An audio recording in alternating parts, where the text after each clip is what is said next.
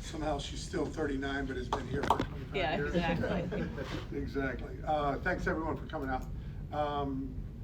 Just want to start with kind of some general comments about where we are entering, believe it or not, our 7th football season as the AD. And we got here, and I think the big focus that we wanted to have when we arrived in Raleigh was, what can we do to be the best NC State we can be? I think the comparison's kind of the thief of joy in what you do, and you can worry about everything else. And what if we really focused on being the best NC State that we can be? And what does that mean? Sorry about that. Someone's phone was ringing, okay? You know, what does that mean to us? How do we compete, right? So in the last 5 years, we've won more ACC championships than any other school in the ACC. What are we doing academically, right, for our students? We have the highest graduation rate, highest APR that we've had in the history of the program right now. What are we doing with our students from a standpoint of social interaction, and what are they doing in the community? And I think there's so many great stories about our students going into the community and serving the community of Raleigh and being a part of it. In the new landscape of everything that's going on, what are we going to do to be competitive? We're going to go all in. We are all in with regards to the $20.5 million in scholarships and everything.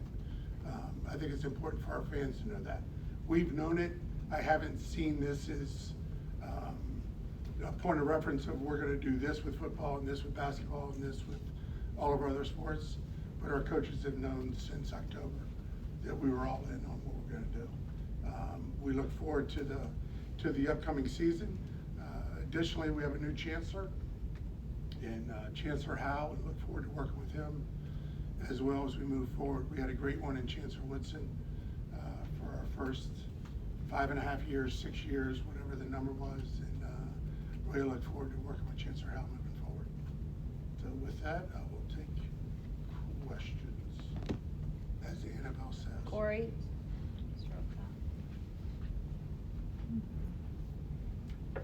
When you say you're going all in, obviously they're talking about everything that's taken place over the summer, but how much does that kind of affect the way that you operate and the way that this actual administration operates, given the fact that now the money, portion of the money at least, is coming from the school?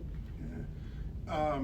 It affects everything, but you know, we could see it, you see it coming with the House case, right? You believe it's gonna settle when you're talking to attorneys at the ACC, attorneys on campus, everyone, to get an idea of where we are, right, within the process.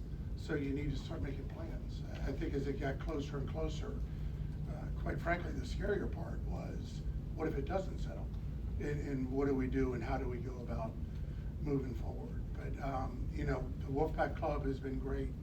You know, you look at the opportunity to host concerts at Carter Finley, you look at the naming rights opportunity, you look at what we've done with what we call Pack Forward, right, which affected donations and parking and tickets. And the one thing we didn't really want to do was look at this whole thing and say, you know what, we're going to raise our tickets 30%. We're going to put all this on the back of our fans. We owe, as an administration, everything that we can think of for the ability to raise as much money as we can to try to spread this out as far as we can. Brian? Thanks for doing this, Boo. I appreciate it.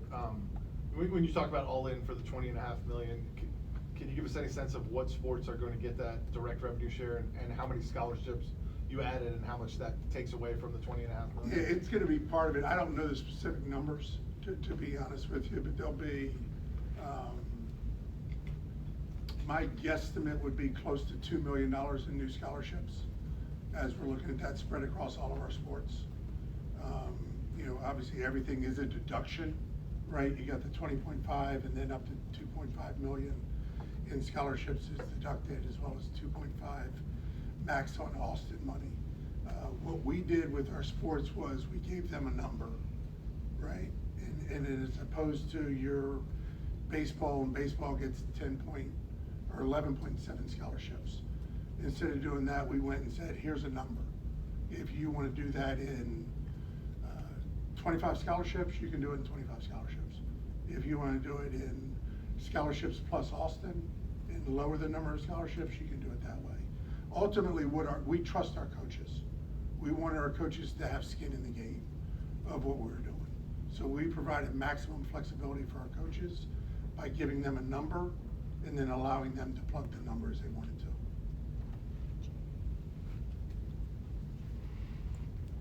Hi, Boo. So according to the EADA report, obviously men's basketball and football bring in the lion's share of the revenue for the athletic department in terms of, individual sport breakdowns. Obviously, you want to continue funding those heavily. How do you kind of balance ensuring, those are the top of their game, have all the resources that they need, and provide equity for some of those other Olympic sports? Sure.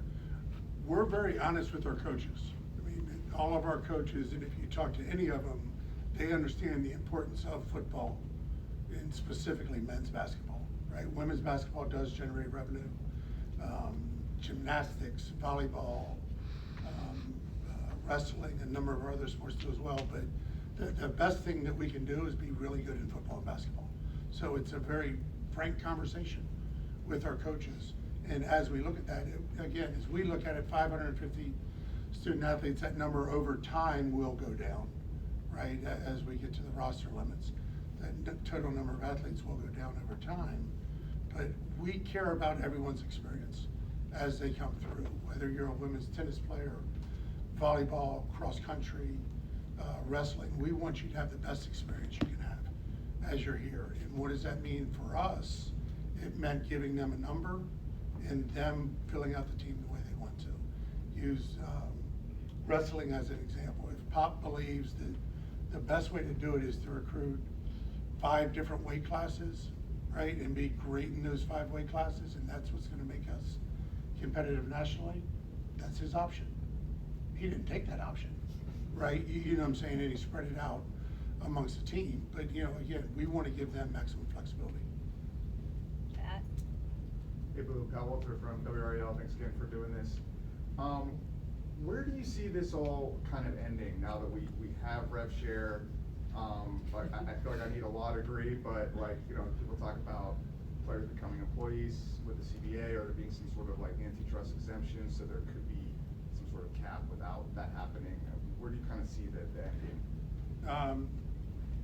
If you would have said 5 years ago we would end up where we are today, no one would have believed it, right? So the idea of forecasting where we're going to be in 5 years, I think, is a challenge.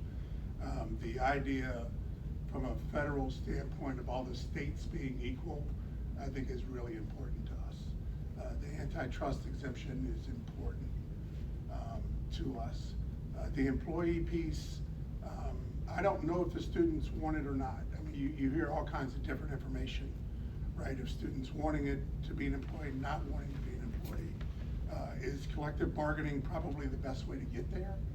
Over time, yes, but you need to figure out the employment piece before you can move into the collective bargaining piece. So where does it end? I know the one thing that we talk a lot about in the athletic department is being patient, because you're not really sure what's going to come out in 2 weeks or 3 weeks that's going to change the dynamic that you're working under. So ours is taking a really patient approach to what's going on, as opposed to making an immediate decision that you have to change. We'd rather be patient with it, thoughtful with it, and then come out with the right decision. Rob? Thank you. How influential has Wolfpack been since NIL started, and how important will they be going forward in this revenue sharing era?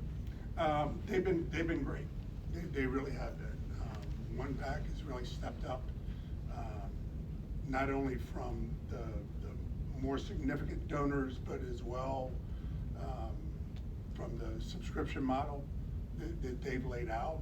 I think it's a good example of being patient, Rob, right? Because there was a time 6-8 months ago that everyone's like, all right, we're going to shutter all of our collectives, right? And that was kind of the general thought that people were gonna have, and we didn't. And we talked to them to try to figure out where it is. Is there a place for one pack moving forward? Absolutely there is. And what does that look like? I think that's part of the great unknown, you know, with NIL Go, and trying to figure out what deals will get through, how do they get through. There's been a new ruling, or a new opinion as it comes to collectives that still needs to be vetted out, and what do those deals look like? What is fair market value, and how does that work? But one pack certainly has a place in NC State athletics moving forward. Hey, Boo, Todd Gibson, CBS 17. Can NC State realistically compete with the Oregons, the Texases, the Ohio States of the world? Yeah. I mean, you know, talk to one of our coaches and say, you know, it's nice that you're out here competing, but, you know, everyone's here to win, and we want to be competitive on a national level. And I think we've shown that through a number of our sports. A couple of years ago, we had a pretty good run in basketball, right? You get two teams in the Final Four. Your baseball team is in the College World Series, you know, going to bowl games every year. You know, it's our job as an administration to do everything we can to put them into a situation where we can be competitive. You know, get out on the field. You know, Dave's done a great job with his staff, in the staff that he has brought in. Good job in the portal. Good job developing young people as they come in, and we'll take our chances. We'll go out there and compete.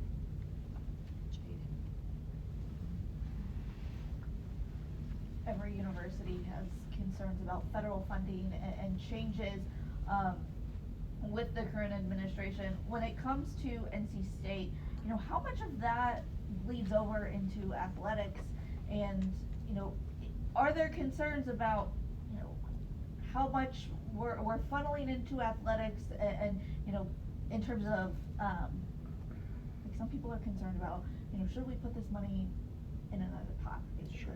Sure. I'm a proud member of Chancellor House Cabinet, right? And I'm in there with all the other vice chancellors. I have never wanted athletics to be over the hill through the woods and some separate entity at NC State's campus, right? So we're in those meetings, in those discussions, bleeding with, feeling for, right, the other people on campus, because it's, you know, specifically around the research dollars. You know, that's a big part of it. Not having a hospital, NIH is a little bit different here than it is at other campuses that do have a hospital, but, you know, we're feeling that as a campus, and we want to be a good campus partner every way we can be. So that's why the importance of everything we can do to find our own revenue, everything we can do to be a good steward of our resources, and make sure that we're holding up our end of the bargain. Brian? Thanks. A quick one on, have you made any progress on the naming rights for the stadium at this point? We have, there's a lot of interest in it, right? I was really, really hopeful that we would be able to have something this year. At this point, you know, we're 3 weeks away. I don't think that's gonna happen at this point, but there has been a great deal of interest in it, and we've been meeting with them on a regular basis and making sure that we're going through all of our lists and contacts. And, you know, the good thing for us is that Raleigh's such a vibrant community, right? From a corporate standpoint, and people are moving in. Selfishly, believe that a lot of these companies are coming here because of our graduates, right? And they want NC State people working there, right? So I think there's gonna be a great opportunity out there for us. We just haven't found it yet. Boo, a couple months ago, last time we got to talk to you was right after you hired Will Wade. Just your thoughts on, and he hasn't been able to coach a game to this point, but just your thoughts on not only the team that he's been able to put together, but also the resources that were put behind that and the fan support now at this point. Yeah, he's undefeated, right? I mean, that's awesome being undefeated, but, you know, I think I said it yesterday or 2 days ago at the Centennial Authority meeting. We sold over 1,600 new season tickets, and we're excited about that. We're excited about the young men that he's brought into the program, as well as he's built out his staff. And, you know, Coach Wade does a really good job, knows who he is, knows what he wants, has a staff around him that has been around him, that they have their model of what they do and how they do it. And, I'm really excited about it. And, the search was very intense inside. Hopefully our fans didn't feel a lot of that, right? I mean, our goal as an administration is to go out and hire a coach, you know, and hopefully they feel that we handled it, you know, professionally, did it the right way, found the person that we believe is the right leader for us, and we're all gonna move forward together. Pat? Boo, we got the Clemson FSU settlement and the ACC, so things are kind of stabilized for now, but it seems like around 2030, dominoes could start to fall again. So what are you guys doing now to kind of prepare for that moment? I guess I'll just ask you directly, have you explored or look into moving conferences to the SEC or Big Ten? I mean, the best thing we can do, again, go back to where I started, is be the best NC State we can be, right? I mean, selling 30,000 plus season tickets for 25, 30 years in a row, right? Going to Reynolds Coliseum and women's basketball sold out. Going over to the Lenovo Center, moving forward and seeing fans, you know, competing at a really high level, right? Showing the support that we have. Does that lead to better TV windows? Yes, it does, right? And I think the best thing we can do really is focus on who we are. We're a proud member of the ACC. Love being in the ACC. Believe it's a highly competitive conference on a national level with great teams, and you know, we win football games, we go to the CFP, right? You win basketball games, you go to the NCAA tournament and see how it works out from there. So again, our focus, are we, what's the old line? My old boss Kevin White, surveying the landscape? Of course we are, right? But I think it all comes back to being the best NC State we can be. Rob?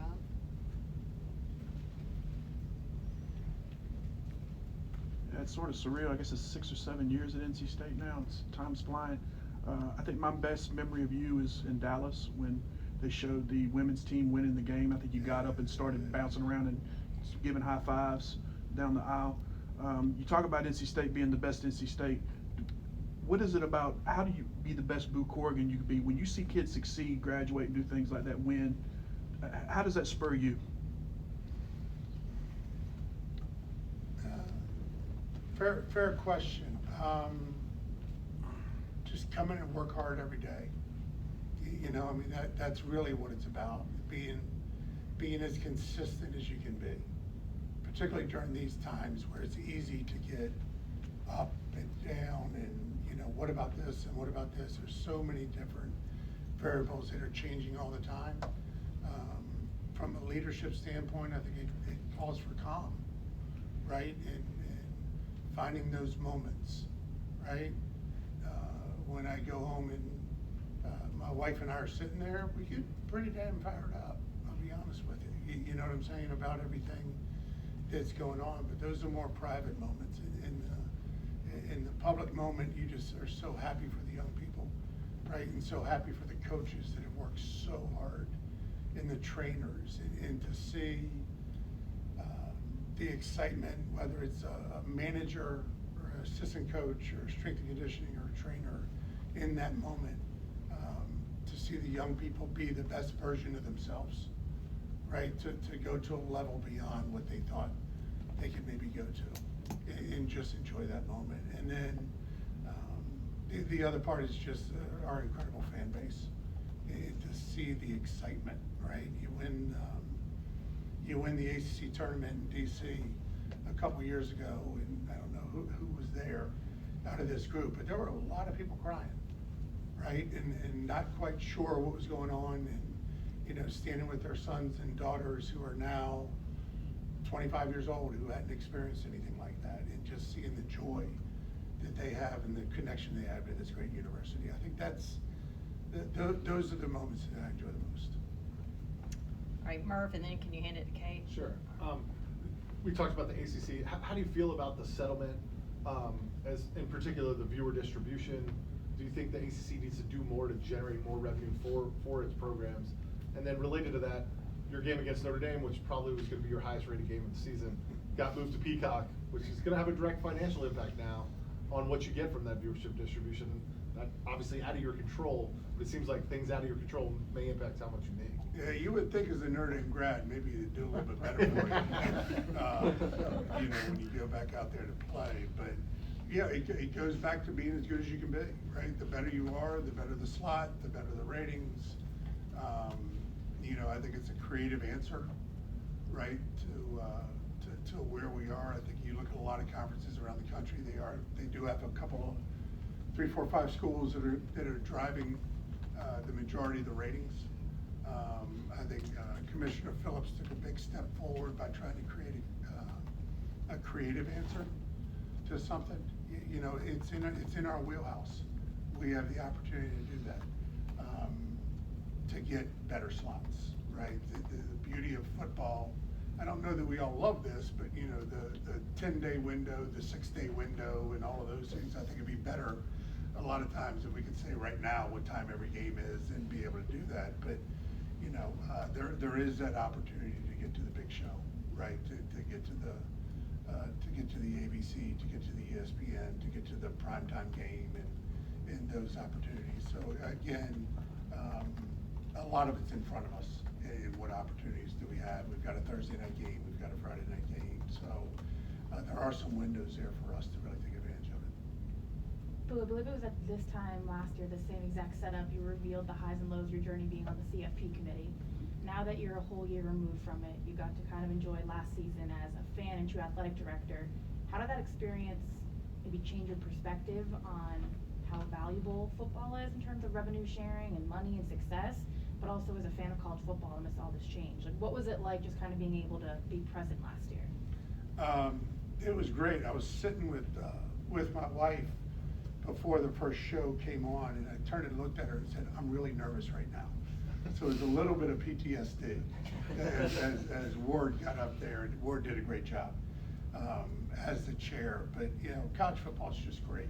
I was trading texts with some media members yesterday, like it's around the corner. Isn't this great? You know, it's coming, and there's nothing like college football. When it starts, in the pageantry and what it means to people, and the opportunity, you know, to come back, right, to your university and celebrate the university, right? So that's kind of the baseline, and then just to see the competition and be a part of it. But it was a great honor to be on the CFP. It was a great honor to be the chair of that, and I feel glad that I'm not on the committee anymore, and I'm not the chair anymore, but it's something I'll look back as it gets further away, I'll look back upon it more fondly. Any last question, Jesse?